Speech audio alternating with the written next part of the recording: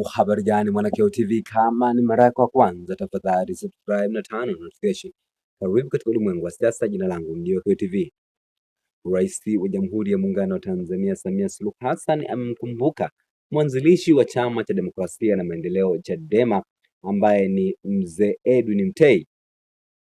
Nasoma chapisho la Rais wa Jamhuri ya Muungano wa Tanzania katika mtandao wa Twitter na nukuu: Nimepokea kwa masikitiko taarifa ya kifo cha Mzee Edwin Mtei, gavana wa kwanza wa Benki Kuu ya Tanzania, yaani BOT.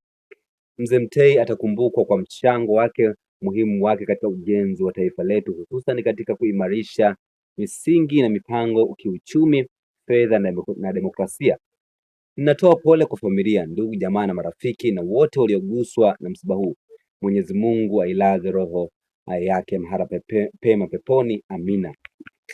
Mwisho kunukuu haya maneno mazito kwelikweli kutoka Mheshimiwa Rais wa Jamhuri ya Muungano wa Tanzania, ambayo ameandika kwa mwanzilishi wa Chama cha Demokrasia na Maendeleo Chadema, ambaye anafahamika kama Mzee Edwin Mtei, ambaye amefariki usiku wa kuamkia leo, yaani amefariki usiku wa tarehe 19, ambapo amefariki akiwa na jumla ya miaka 94.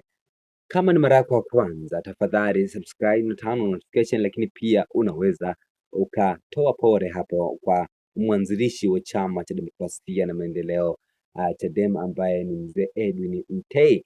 Viongozi mbalimbali wa Chama cha Demokrasia na Maendeleo Chadema nao wametoa salamu za lambilambi kwa mzee huyo ambaye ni mwanzilishi wa Chama cha Demokrasia na Maendeleo Chadema. Tafadhali subscribe na turn on notification, tukutane wakati ujao katika masuala mbalimbali ya kisiasa. Bye bye.